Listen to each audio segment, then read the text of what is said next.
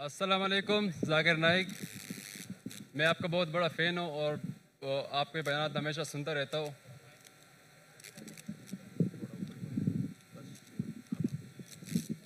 Sir, आपसे मेरा सवाल ये था। अपना नाम बताइए। मेरा नाम रफ़ी है। आप और मुस्लिम हैं नॉन मुस्लिम? जी, मैं क्रिश्चियन हूँ। जी। तो आपसे सवाल ये था, पाकिस्तान के मुसलमानों के हवाले से सवाल करना था कि जैसे आपने पहली बात की कि पाकिस्तान इस्लाम के नाम पर बना है और पाकिस्तान का मतलब है ला इलाहा इल्लल्लाह। तो मेरा सवाल ये है कि पाकिस्तान में इतने ज़्यादा उलमा कराम है, इतने ज़्यादा मदारस है और पाकिस्तान में सबसे बड़े बड़े तबलीगी इज्तिमाआत होते हैं, लेकिन अगर दूसरी साइड पर देखा जाए जितने भी बड़े बड़े गुनाह हैं और ऐसे ऐसे बातें जिसको अल्लाह ताला ने सबसे ज़्यादा मतलब मना किया हुआ है, तो उन मामलात में पाकिस्तान बाकी ममालिक से पहले नंबर पर है। यानी हमेशा वो तमाम बुराया जो अल्लाह ताला ने मना किया है दूसरे ममालिक के मुकाबले में वो पाकिस्तान में सबसे ज़्यादा है। तो अगर कोई तबलीगी हमारे पास आता है, यानी किसी दूसरे मुल्क में आता है, गैर मुस्लिम को इस्लाम की दावत देता है कि आप इस्लाम में आ जाओ और अच्छाई की बातें करता है, तो मैं इनसे वो सवाल कर सकता हूँ कि वो तमाम बातें जो हम में है वो तुम में नहीं है। यानी हम अदल और इंसाफ पर यकीन रखते हैं, हम झूठ नहीं बोलते, हम। भाई सवाल पूछिए। सवाल क्या है आपका? तो मेरा सवाल यही है कि क्या ये पाकिस्तान के उलमा कराम की नाकामी है या इसकी क्या वजह है? भाई साहब ने एक अच्छा सवाल पूछा, अहम सवाल। वो जो खातून ने कल पूछी थी उससे मिलता जुलता है, लेकिन ये साफ सवाल है। भाई साहब ने कहा कि जैसे मैंने कहा कि पाकिस्तान मुल्क इस्लाम के नाम पे बना और पाकिस्तान का मतलब है ला इलाहा इल्लल्लाह। पाकिस्तान का मतलब मैंने कभी भी नहीं कहा ला इलाहा इल्लल्लाह। मैंने कहा पाकिस्तान का मतलब पाक जगह, होली लैंड। पाकिस्तान का मतलब ला इलाहा नहीं है, ये आपकी गलत फहमी है। पाकिस्तान का मतलब है पाक मतलब होली, स्थान मतलब जगह। तो पाकिस्तान की मानी है पाक जगह, होली लैंड। समझ गया? आपका नाम क्या भाई साहब? मेरा नाम रफ़ी है। रफ़ी? रफ़ी भाई ईसाई? ईसाई आपने कहा, क्रिश्चियन है? जी जी हाँ। तो रफ़ी भाई ने सवाल किया था कि पाकिस्तान में कई बड़े उलमा हैं, कई इज्तिमा होते, उसके बावजूद यहाँ हम देखते हैं कि बड़े बड़े गुनाह होते जो बाकी मुल्क में नहीं होते। तो इसे क्या समझे हम? सवाल क्या है? तो उन्होंने बोला सवाल है कि हम कहेंगे कि यह उलमा की नाकामयाबी है। क्या है इसका जवाब? है कि पाकिस्तान इस्लाम के नाम तो बन गया, कायम हो गया, लेकिन आप अगर मुझे पूछेंगे कि भाई साहब ने सही कहा कि यहाँ बड़े बड़े उलमा है, मैं भी यहाँ के उलमा की इज्जत करता हूँ, बड़े बड़े है, बड़े दानिश्वर है, बड़े बड़े लेक्चर होते, बड़े बड़े इज्तिमा होते, लेकिन यहाँ हम देखते हैं कि काफी गलत काम भी हो रहे हैं। एक चीज है कि अगर कोई दाई तकरीर करता है और अगर माशरा उसको फॉलो नहीं करता है, आप वो दाई पे दोष नहीं डाल सकते। मिसाल के तौर पे आपका भाई है, आप एक नेक इंसान है, आपका भाई चोरी करता है, आप बोले चोरी मत करो, वो चोरी करने लगेगा, तो मैं आपको दोषी ठहरा सकता हूं भाई साहब? रफी भाई, आपका भाई अगर चोरी करने लगा, आप बोलेंगे मत करो, फिर भी कर रहा हो, बोलूंगा रफी आप नाप कामयाब है, आप खराब इंसान है, बोल सकता हूं मैं आपको दोषी ठहरा सकता हूं?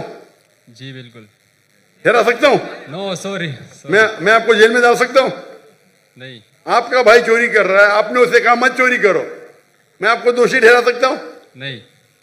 आप अगर नहीं बोलेंगे, एक हदीस है अल्लाह के रसूल की कि एक फरिश्ता आते, अल्लाह ताला से फरमाते ये गांव में सब लोग गलत काम कर रहे हैं, काफी लोग, मैं उनको सबको उनके घर को तबाह करूंगा, लेकिन दो ऐसे घर है जो गलत नहीं करते, तो हुक्म आता है कि सबसे पहले इनको तबाह करो।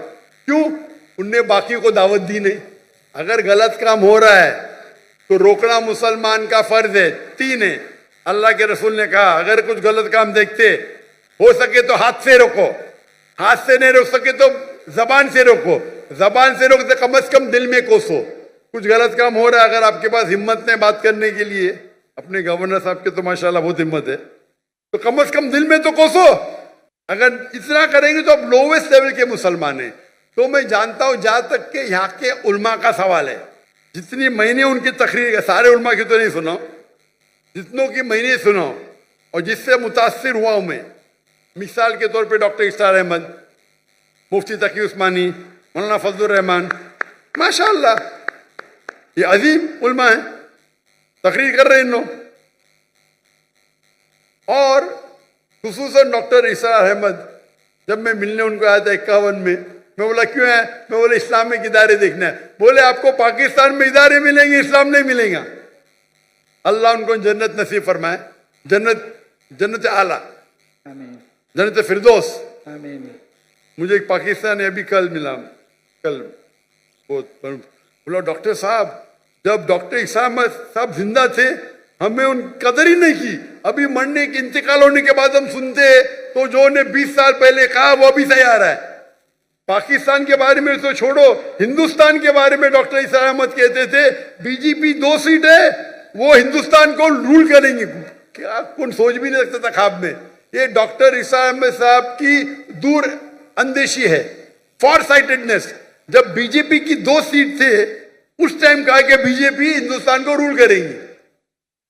उनको हिस्ट्री के ऊपर महारत थी। तो ये कहना कि क्या उलमा नाकामयाब थे, मैं ये कहूंगा कि अफसोस की बात है उनको सुनने वाले ने उनकी इज्जत नहीं की।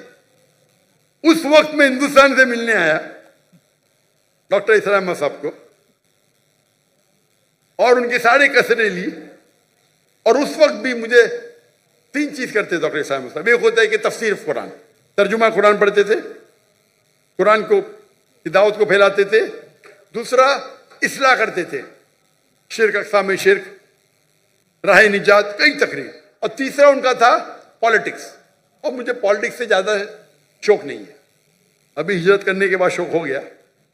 शौक हो गया क्या, मैं कोशिश कर रहा हूं मैं दावती काम करूं पॉलिटिशियन के साथ। अल्लाह ने मौका दिया।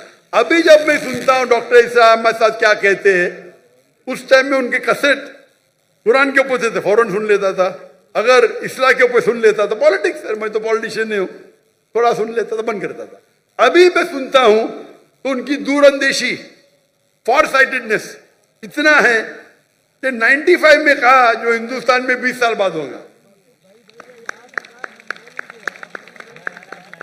तो यहां के उल्मा माशाअल्लाह, जितने मैंने सुना माशाअल्लाह अच्छे हैं। वो अफसोस की बात है कि लोग ने कदर नहीं किया उनका। तो आपको ये देखना चाहिए कि जिनके पास हक है बात करने का, आप बात करो। अगर यहाँ का माशरा तय नहीं है तो ये सिर्फ उल्मा की जिम्मेदारी नहीं है, सारी उम्मत की जिम्मेदारी है।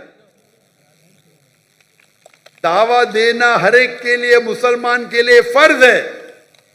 अगर आप दावत नहीं देंगे तो जन्नत में नहीं जाएंगे। सूरह अल असर की बात, सूरह असर, सूरह नंबर 103 आयत नंबर 1, 2, 3। वल असर, अल्लाह ताला वक्त की कसम खाते, इन्नल इंसान लफी खुस्र, बेशक इंसान खसारे में है, लॉस में है।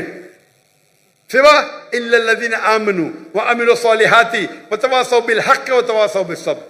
सिर्फ वो लोग खसारे में नहीं है जो लोग के पास ईमान है, अमल सॉलिहात है, व तवासौ बिल हक़्क़, लोगों को दावत देते हैं, व तवासौ बिस सब्र। तो दावत देना हर एक का फर्ज है।